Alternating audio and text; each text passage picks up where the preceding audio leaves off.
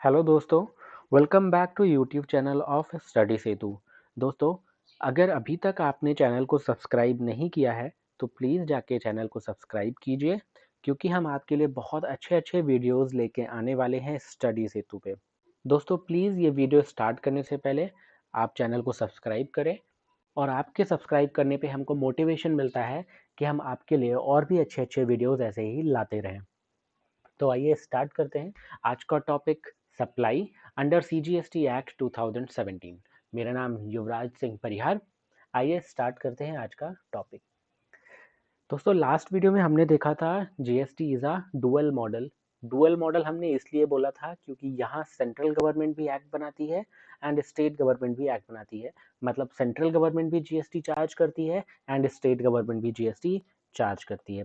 अगर सिर्फ central government charge कर रही होती जीएसटी तो उस केस में हम नेशनल मॉडल कहते, बट अपने इंडिया में डुअल मॉडल है। हमने देखा था कि सीजीएसटी एक्ट 2017 सेंट्रल गवर्नमेंट बनाती है, किसके लिए? For India as a whole के लिए। And SGST act 2017 state government बनाती है फॉर देयर स्टेट। फिर हमने देखा था कि अगर इंटर स्टेट सप्लाई हो रही है गुड्स और सर्विसेज का, तो सेंट्रल गवर्नमेंट एक्ट बना रही है, एंड जिसको हम कहते हैं आईजीएसटी एक्ट 2017। आईजीएसटी का फुल फॉर्म है integrated goods and service tax act. यहाँ पर इंटीग्रेटेड वर्ड इसलिए यूज किया है क्योंकि सेंट्रल गवर्नमेंट यहाँ पर स्टेट गवर्नमेंट और सेंट्रल गवर्नमेंट का इंटीग्रेट करके टैक्स अमाउंट कलेक्ट करता है एंड फर्दर अपॉर्शन करता है।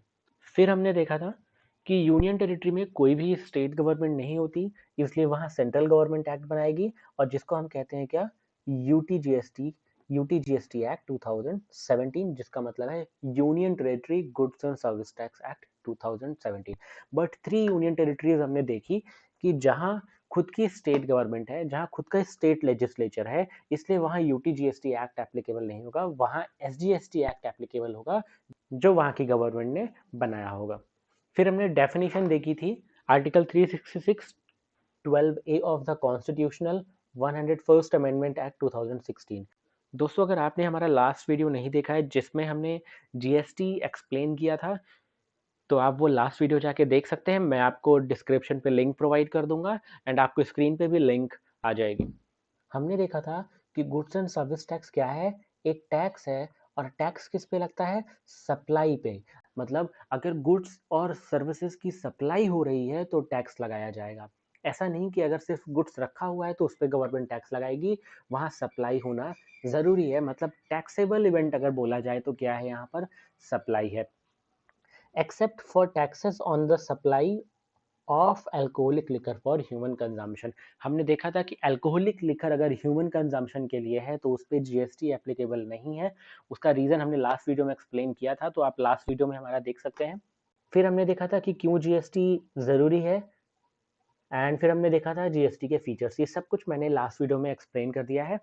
तो इससे पहले कि हम समझें व्हाट इज सप्लाई, हमको समझना पड़ेगा कि गुड्स और सर्विसेज क्या है। सबसे पहले हम देखते हैं कि गुड्स क्या है और सर्विसेज क्या है, और उसके बाद हम देखेंगे कि टैक्सेबल इवेंट सप्लाई का मतलब क्या है। Definition of goods provided under section 2 subsection 52 CGST Act 2017। दोस्तों, मैं जब भी सेक्शन अगर कोई रेफर करूंगा तो उसका मतलब CGST Act 2017 ही होगा। अगर मैं कोई और एक्ट रेफर करूंगा तो वहां पर मैं स्पेसिफिकली मेंशन करूंगा। तो सेक्शन 2 सब सेक्शन 52 में मेंशन है गुड्स की डेफिनेशन। देखते हैं। Every kind of movable property, वो हर प्रॉपर्टी जो मूवेबल है वो क्या है? गुड्स है। या हम इसको ऐसा कह सकते हैं, अदर देन इमूवेबल प्रॉपर्टी वो क्या है? गुड्स है। तो देखते हैं इमूवेबल प्रॉपर्टी क्या है। As per general clause act, it shall include benefit to arise out of land, things attached to the earth, permanently fastened to anything attached to the earth। तो सबसे पहले देखते हैं things attached to the earth. जैसे कि building हो गई, वो क्या है? परमानेंटली अटैच है किससे? लैंड से, अर्थ से। तो वो क्या है? इमूवेबल प्रॉपर्टी हो गई। फिर इसमें लिखा है benefits to arise out of land. अगर इमूवेबल प्रॉपर्टी से कोई हमको बेनिफिट अराइज हो रहा है तो वो भी गुड्स नहीं होगा। फिर हमने देखा permanently fasten to anything attach to earth, अगर कोई ऐसी एसेट जो परमानेंटली अटैच है अर्थ से तो हम उसको क्या कहेंगे, इमूवेबल प्रॉपर्टी। और इसके अलावा जो भी प्रॉपर्टी होगी वो क्या होगी, मूवेबल प्रॉपर्टी होगी। फिर देखें, other than money and securities, government ने मनी एंड सिक्योरिटीज को स्पेसिफिकली बोल दिया कि ये गुड्स नहीं है। देखते हैं, money means Indian legal tender, foreign currency cheque, promissory note, bills of exchange, or any investment recognized by RBI but shall not include currency held for its numismatic value। क्या बोला कि वो सारे लीगल टेंडर जो RBI ने notify किया है to use as a currency, फिर वो चेक है, करेंसी है, प्रोमिसरी नोट है, बिल्स ऑफ एक्सचेंज है, या एनी अदर इन्वेस्टमेंट, जो भी आरबीआई ने बोला वो क्या होगा, मनी होगी। अगर आपने कोई बहुत ही ओल्ड कॉइन्स रखे हैं, ओल्ड नोट्स रखे हैं एज अ कलेक्शन, तो उसको हम मनी के टर्म्स में इंक्लूड नहीं करेंगे। देन शेयर्स देखते हैं, सिक्योरिटीज की डेफिनेशन क्या है। Shares, stock, bond, debentures, mutual fund, government securities, right और इंटरेस्ट इन सिक्योरिटीज। तो ये सारी चीजें किस में आती हैं, सिक्योरिटीज पे। मतलब shares, stock, bond, debenture, mutual fund, government securities, right, interest in securities, इसको गुड्स की डेफिनेशन में नहीं रखा है। आगे देखते हैं, but includes actionable claim. Actionable claim देखते हैं क्या है, means a claim to unsecured डेप्ट। यहाँ पर क्लियरली मेंशन है अनसिक्योर्ड डेप्ट। अगर वो सिक्योर्ड डेप्ट होता तो वो अंडर सरफासी एक्ट कवर होता है, तो वो एक्शनेबल क्लेम नहीं कहलाया जाएगा। Means a claim to unsecured debt, अगर आपका कोई राइट है किसी अनसिक्योर्ड डेट में तो ही उसको हम एक्शनेबल क्लेम कहेंगे। Right to receive a benefit asset in future, right to receive asset in future, contingent betting, gambling, insurance claim, etc। अगर आपके पास right to receive a benefit है तो वो एक्शनेबल क्लेम में काउंट होगा। बट क्या सारे एक्शनेबल क्लेम गुड्स की डेफिनेशन में कवर होते हैं, तो नहीं, ऐसा नहीं है। शेड्यूल 3 ऑफ सीजीएसटी एक्ट 2017 में क्लियरली मेंशन है कि actionable claims other than lottery, betting and gambling shall be neither a supply of goods nor a supply of services। मतलब कि एक्शनेबल क्लेम इंक्लूड होंगे गुड्स की डेफिनेशन में, but सिर्फ कुछ ही एक्शनेबल क्लेम्स गुड्स की डेफिनेशन में इंक्लूड होंगे। वो कौन कौन से, हमारे शेड्यूल 3 ऑफ सीजीएसटी एक्ट 2017 ने बताया कि सिर्फ लॉटरी, बैटिंग और गैम्बलिंग अगर है तो ही वो गुड्स की डेफिनेशन में कवर होंगे। इसीलिए आपने देखा होगा कि गोवा में वहाँ बैटिंग और गैम्बलिंग अलाउ है, इसलिए वहाँ टैक्स भी लगेगा। फिर growing crops, grass and things attach to or forming part of the land which are agreed to be severed, severed मतलब काटना, before supply or under the contract of supply. अगर आपने खेती की, वहाँ कुछ आपने क्रॉप्स लगाई, क्रॉप्स को आपने सेल करने के लिए कोई एग्रीमेंट कर लिया, या आप उसको सेल करने वाले हैं या सप्लाई करने वाले हैं, तो उसको हम क्या कहेंगे, गुड्स की डेफिनेशन में इंक्लूड करेंगे। एक बार वापस से गुड्स की डेफिनेशन को रिवाइज करते हैं। Every kind of movable property, सारे मूवेबल प्रॉपर्टी क्या होंगे, गुड्स होंगे, other than money and securities. Money and securities goods की डेफिनेशन में कवर नहीं होंगे, but includes actionable claim. Actionable claim को इंक्लूड किया गया है, बट सिर्फ लॉटरी, बेटिंग एंड गैम्बलिंग जैसे एक्शनेबल क्लेम को। फिर हमने देखा कि ग्रोइंग क्रॉप्स, ग्रास अगर है, या कोई ऐसी चीज जो लैंड में अटैच है बट उसके सेल करने के लिए, कट करके सेल करने के लिए हमने कोई एग्रीमेंट कर लिया है या सप्लाई करने वाले हैं, उसको हम क्या कहेंगे, गुड्स की डेफिनेशन में इंक्लूड करेंगे। फिर हम कुछ एग्जांपल्स देखते हैं। Unsecured debt is a transfer to a third person for consideration. हमने देखा था कि अगर right to claim in unsecured debt है तो एक्शनेबल क्लेम है। यस, ये एक्शनेबल क्लेम है। Not a supply as per schedule 3, but as per schedule 3 हमने देखा कि सिर्फ 3 चीज़ें ही हम गुड्स की डेफिनेशन में इंक्लूड करेंगे, वो क्या, लॉटरी, बैटिंग और गैम्बलिंग। तो एक्शनेबल क्लेम ये क्या हो जाएगा, नॉट टैक्सेबल। फिर सेल, परचेज, एक्विजिशन और assignment of a secured debt like a mortgage. अगर कोई सिक्योर्ड एसेट है तो क्या वो एक्शनेबल क्लेम होगी? नहीं। इस केस में क्या है, जो सिक्योर्ड डेट है वो है, और ये एक्शनेबल क्लेम नहीं होगी। तो ये गवर्न होगी सरफासी एक्ट में, इसलिए ये सिक्योरिटी हुई और इसको हम क्या करेंगे, नॉट टैक्सेबल। ये क्या होगी, टैक्सेबल नहीं होगी। फिर देखते हैं services. Services is defined under section 2 subsection 102 of CGST Act 2017. Anything other than goods, money and securities. ये क्या कह रहा है कि गुड्स, मनी एंड सिक्योरिटीज के अलावा जो भी चीजें हैं वो क्या है, सर्विसेज है। एनीथिंग। इसने सर्विसेज से कौन कौन सी चीजें हटा दी? पहली तो गुड्स, वो हमने अलग ही देख लिया कि गुड्स की डेफिनेशन। फिर बोला मनी एंड सिक्योरिटीज। यहाँ पर ध्यान दीजिए कि मनी एंड सिक्योरिटीज को गुड्स की डेफिनेशन से भी हटाया था एंड सर्विसेज की डेफिनेशन से भी हटा दिया। मतलब गुड्स की डेफिनेशन में भी और सर्विसेज की डेफिनेशन में भी मनी और सिक्योरिटीज इंक्लूडेड नहीं है। मतलब ये गुड्स एंड सर्विसेज नहीं है, तो इन पे कोई जीएसटी नहीं लगेगा। आगे देखते हैं। but includes activities relating to use of money, its conversion by cash, by any other mode from one form of currency denomination to another form of currency denomination for which separate consideration is charged. एक बार वापस से read करते हैं। Activities relating to use of money, यहाँ पर money को services से exclude किया गया है, बट अगर आप कोई सर्विस ले रहे हैं टू यूज दैट मनी तो आपको वहां पर सर्विसेज में इंक्लूड किया जा रहा है। अगर आप कन्वर्जन करने के लिए, आप मनी को कन्वर्ट करने के लिए कोई सर्विस ले रहे हैं तो वो सर्विस में इंक्लूड होगा। by any other mode from one form of currency denomination to another form of currency or denomination. suppose आप 1000 रुपीज की नोट, सपोज आप 2000 रुपीज की नोट बैंक के पास लेके गए और आपने उनसे बोला कि आपको वो 100 रुपीज के नोट दे दें। अगर उस कन्वर्जन के लिए वो आपसे कोई अमाउंट चार्ज करते हैं तो वो services for conversion of cash हो गया, तो वहां पर आपको जीएसटी लगेगा। सपोज आपने डॉलर दिए बैंक को और बैंक ने आपको रुपीज दिए एंड उस कन्वर्जन में बैंक ने आपसे कुछ अमाउंट चार्ज किया एज अ कमीशन, तो वो जीएसटी पे चार्जेबल होगा, वो सर्विस में काउंट होगा। एग्जाम्पल देखते हैं एक और। सपोज एक कस्टमर गया बैंक के पास, उसने बैंक को मनी दिया सपोज 2000, और बैंक से बोला उसने कि वो उसको ड्राफ्ट बना के दे दे, डिमांड ड्राफ्ट। बैंक ने उसको डिमांड ड्राफ्ट बना के दे दिया।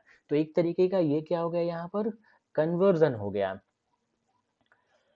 तो क्या ये सर्विसेज में काउंट होगी? यस, ये सर्विसेज में काउंट होगी, क्लियरली मेंशन है।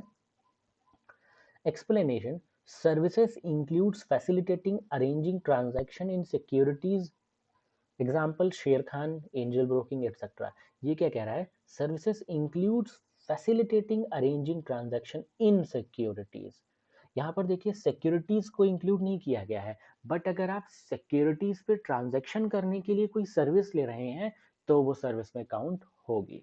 जैसे आप सपोज कीजिए शेर खान गए या एंजल ब्रोकिंग फर्म गए या और भी कोई शेयर ट्रेडिंग फर्म जो आपको ट्रेडिंग कराते हैं उनके पास गए, आप क्या करते हैं, उनके पास कुछ अमाउंट डिपॉजिट कर देते हैं और आपको वो शेयर पे ट्रेडिंग कराते हैं। तो उस केस में आपको सर्विस टैक्स लगेगा। क्यों? क्योंकि वो जो सर्विस आपको दे रहे हैं शेर खान या एंजल ब्रोकिंग फर्म्स, वो सर्विस काउंट होगी सर्विस की डेफिनेशन में as per section 2 subsection 102 of CGST act 2017। No transaction in money per se would be outside the ambit of service. कि अगर हमने देख ही लिया कि अगर मनी में आप कोई ट्रांजैक्शन कर रहे हैं या सिक्योरिटीज में कोई ट्रांजैक्शन कर रहे हैं तो वो इंक्लूड नहीं होगा सर्विस में। आपने किसी को 2000 के नोट दिए और आपने किसी से उसके बदले में आप 100 के नोट्स ले लिए तो वो चार्जेबल नहीं होगा, वो सर्विस की डेफिनेशन में काउंट नहीं होगा। हमने गुड्स और सर्विसेज की डेफिनेशन देखी। अब हम देखते हैं सप्लाई, जो कि टैक्सेबल इवेंट है फॉर जीएसटी, उसका क्या मतलब है, वो क्या कहता है। In GST, taxable event is supply of goods or services or both. Supply is defined under Section 7 of CGST Act 2017. हमने इसको 3 पार्ट्स में डिवाइड किया है, section 7 subsection 1, section 7 subsection 1A and section 7 subsection 2. Section 7 subsection 1 and section 7 subsection 1A दोनों inclusive definition बताते हैं कि supply की डेफिनेशन में क्या क्या चीज़ें कवर हो रही हैं, एंड सेक्शन 7 सबसेक्शन 2 क्या बताता है कि क्या क्या चीज़ें सप्लाई की डेफिनेशन में इंक्लूड नहीं है, विच एक्सक्लूड्स. एंड एक सेक्शन है section 7 subsection 3 subject to section 7 7(1)(a) and 7(2). Government may on the recommendation of the council specify notification the transaction that are to be treated as supply of goods and services. Government GST council की recommendation पे notification issue कर सकती है कि कौन से transaction को supply of goods कहा जाए, ट्रीट किया जाए, या सप्लाई ऑफ सर्विसेज ट्रीट किया जाए. नेक्स्ट देखते हैं सप्लाई. सेक्शन 7 सबसेक्शन 1 क्या कहता है. इसको हमने 2 पार्ट में डिवाइड किया, with consideration and without consideration. तो विथ कंसिडरेशन देखते हैं सबसे पहले.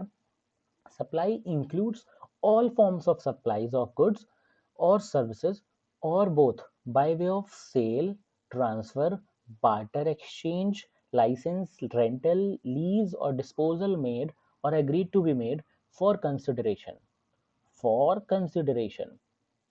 इन the course of, in the, ध्यान दीजिएगा, इन द कोर्स ऑफ और फर्दरेंस ऑफ बिजनेस. इसने बोला all forms of supply. GST के पहले टैक्सेबल इवेंट क्या होता था कि मैन्युफैक्चर आप कर रहे हैं तो एक्साइज ड्यूटी लगेगा, अगर आप सेल ऑफ गुड्स कर रहे हैं तो आपको वैट लगेगा, अगर आप सर्विसेज दे रहे हैं तो आपको क्या लगेगा, सर्विस टैक्स लगेगा. बट जीएसटी के केस में बहुत ही ब्रॉड वर्ड यूज किया, सप्लाई ऑफ गुड्स और सर्विसेज. अगर आप किसी भी चीज़ की सप्लाई कर रहे हैं बाय वे ऑफ, अगर आप सेल कर रहे हैं या ट्रांसफ़र कर रहे हैं, बार्टर एक्सचेंज कर रहे हैं या लाइसेंस दे रहे हैं, रेंटल सर्विस दे रहे हैं, तो ये सारी चीज़ें क्या होंगी, सप्लाई में इंक्लूड होंगी. मेड फॉर कंसिडरेशन, आप उसके लिए क्या चार्ज कर रहे हैं, कंसिडरेशन चार्ज कर रहे हैं इन द कोर्स ऑफ और फर्दरेंस ऑफ बिजनेस. किसके लिए, बिजनेस के लिए. ध्यान देने वाली बात यह है कि यहाँ पर ऑल फॉर्म्स ऑफ सप्लाई बोला है, सेकंड बोला है फॉर कंसिडरेशन होना चाहिए. अगर आप विदाउट कंसिडरेशन सप्लाई कर रहे हैं गुड्स और सर्विसेज का तो इसमें कवर नहीं होगा, सप्लाई की डेफिनेशन में इंक्लूड नहीं होगा. Next, import of services for consideration whether or not in the course और फर्दरेंस ऑफ बिजनेस. ओके, अगर आप इंपोर्ट कर रहे हैं सर्विसेज का इंपोर्ट कर रहे हैं फॉर कंसिडरेशन वेदर और नॉट इन द, वेदर और नॉट, इसने क्या बोला, चाहे आप बिजनेस के लिए यूज कर रहे हैं या चाहे आप पर्सनल पर्पज के लिए यूज कर रहे हैं, सर्विसेज इंपोर्ट कर रहे हैं, तो भी वो सप्लाई की डेफिनेशन में इंक्लूड होगा. ऊपर क्या बोला था, इन द कोर्स ऑफ और फर्दरेंस ऑफ बिजनेस. अगर आप कॉमर्शियल पर्पज के लिए यूज कर रहे हैं तो वो सप्लाई की डेफिनेशन में इंक्लूड होगा.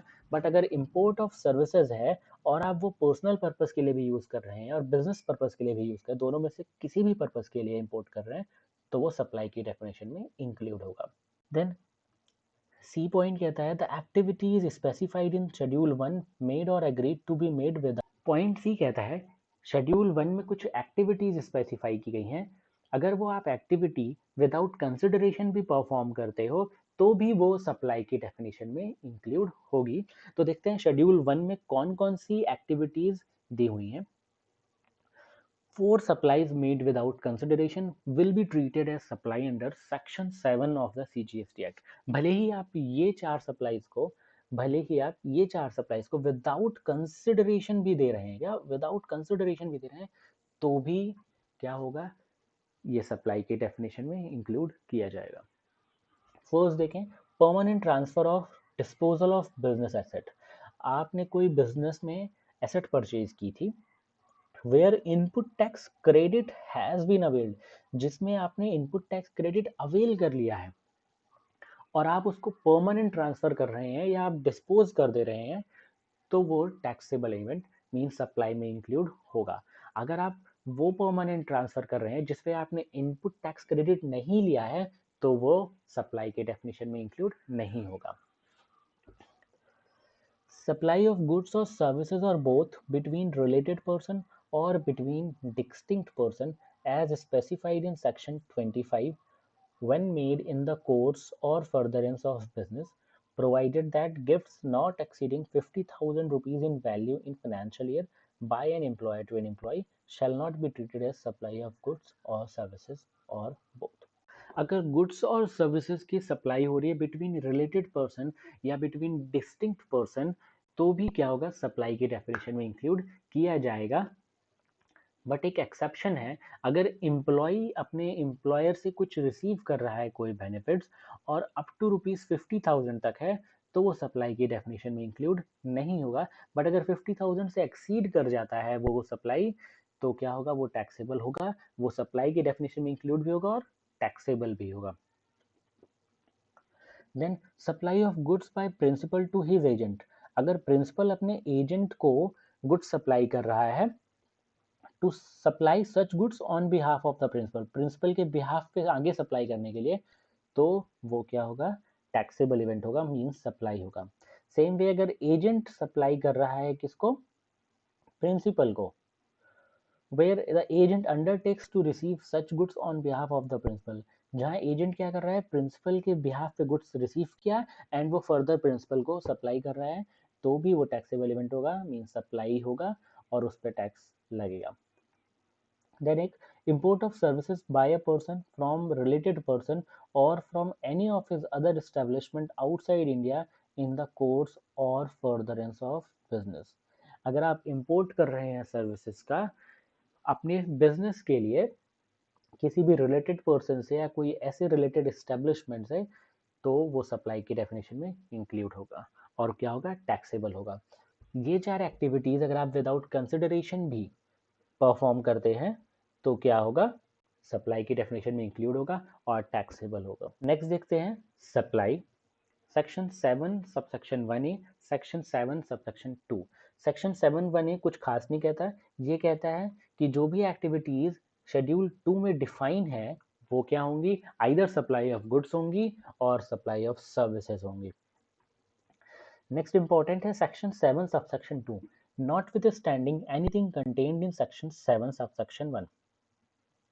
नॉट विथ स्टैंडिंग, ध्यान दीजिएगा, not with standing anything contained in section 7 subsection 1 activities or transaction specified in schedule 3, okay जो एक्टिविटीज किस में डिफाइन है, शेड्यूल 3 में, या फिर सच एक्टिविटीज और transactions undertaken by CG SG mean central government और स्टेट गवर्नमेंट और any local authority engaged as public authority as may be notified by CG on the recommendation of council, note कीजिएगा, shall be treated either, note कीजिएगा, shall be treated as neither a supply of goods nor supply of services.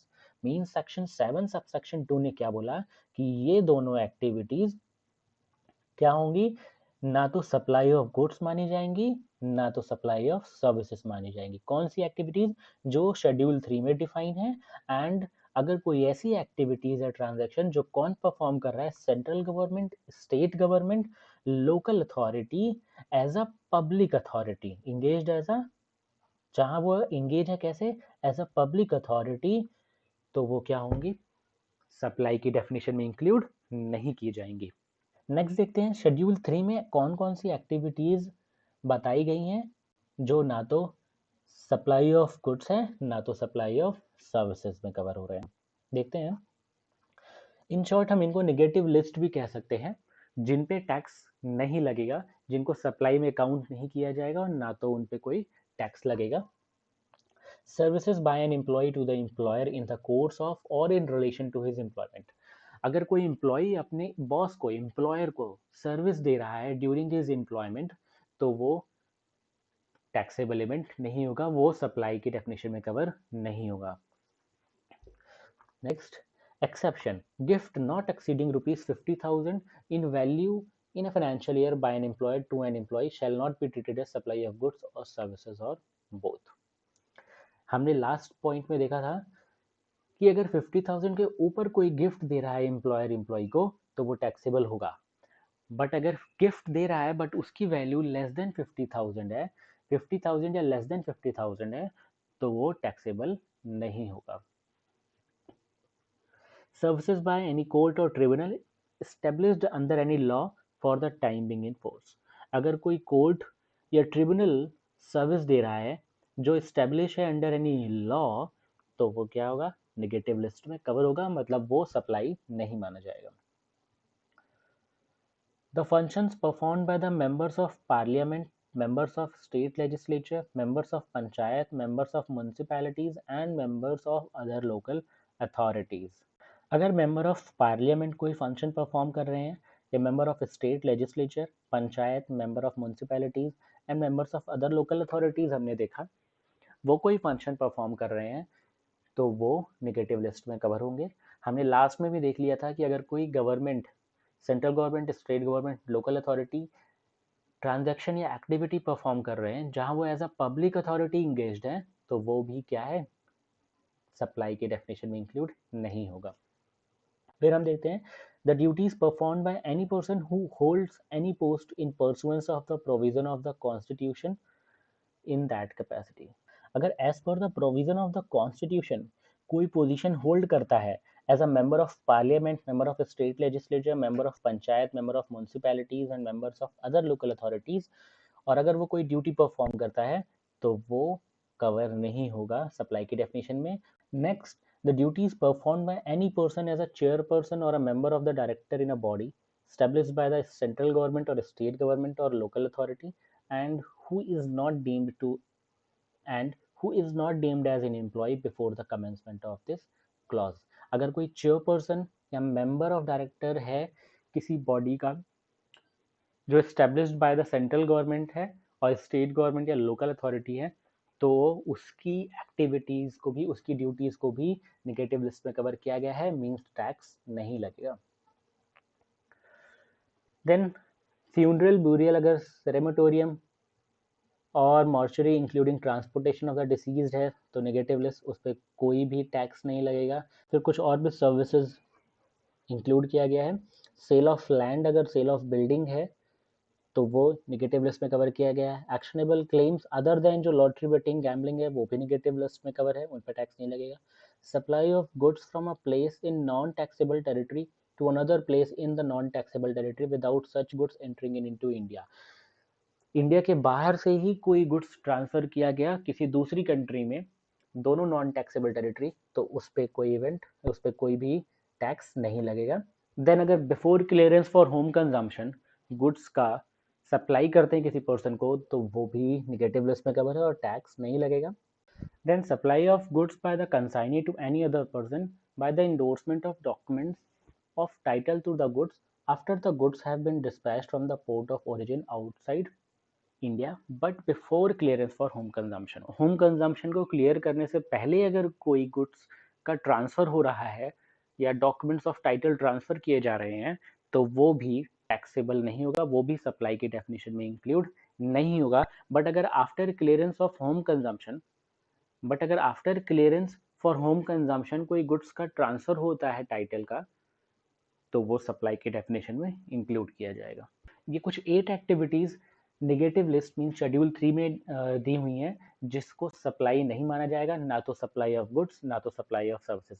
इस पे हम एक detailed video upload करेंगे जो आप देख सकते हैं हमारे चैनल स्टडी सेतु पे। तो प्लीज़ आप चैनल को सब्सक्राइब कर लीजिएगा जिससे आपको उस वीडियो का नोटिफिकेशन मिल जाए।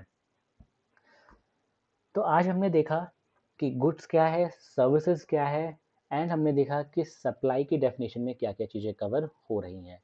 आई थिंक सबसे ज़्यादा जो कॉम्प्लिकेटेड चीज़ थी कुछ बीच में आई, सर्विसेज। तो हम उस पर एक चार्ट हम देखते हैं। अगर आप सर्विसेज को इम्पोर्ट कर रहे हैं विद कंसिडरेशन या विदाउट कंसिडरेशन, अगर विद कंसिडरेशन कर रहे हैं और अपने बिजनेस के लिए कर रहे हैं तो वो टैक्सेबल होगी, और अगर आप विद कंसिडरेशन कर रहे हैं बट आप पर्सनल पर्पस के लिए यूज़ कर रहे हैं तो भी क्या होगा, टैक्सेबल होगा। अगर आप विदाउट कंसिडरेशन सर्विसेज का इंपोर्ट कर रहे हैं और आप रिलेटेड डिस्टिंक्ट पर्सन से कर रहे हैं अपने बिजनेस के लिए, तो टैक्सेबल है, otherwise without consideration of services का इंपोर्ट कर रहे हैं तो वो क्या है, नॉट टैक्सेबल है। आई होप आपको चीज़ें समझ में आ गई होंगी। दोस्तों, अगले वीडियो में हम देखने वाले हैं कि गवर्नमेंट ने कौन-कौन से क्लैरिफिकेशंस इशू किए हैं रिलेटेड टू सप्लाई, क्या-क्या डाउट्स थे लोगों को और गवर्नमेंट ने उससे रिलेटेड क्या-क्या क्लैरिफिकेशंस इशू किए हैं, मतलब कौन-कौन से सर्कुलर्स इशू किए हैं।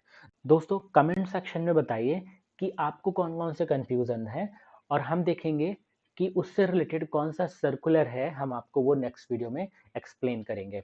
दोस्तों, तो चैनल को अगर आपने सब्सक्राइब नहीं किया है तो प्लीज़ चैनल को सब्सक्राइब कर लीजिए, जिससे अगले वीडियो का नोटिफिकेशन आपको मिलता रहे। फिर मिलते हैं नेक्स्ट वीडियो में नेक्स्ट टॉपिक के साथ। तब तक अगर आप वीडियो देखिए, अगर आपको कुछ डाउट होते हैं तो कमेंट सेक्शन में पूछिए और वीडियो को शेयर कीजिए और सब्सक्राइब करना तो मत ही भूलिएगा। Till then stay home, stay safe, bye bye.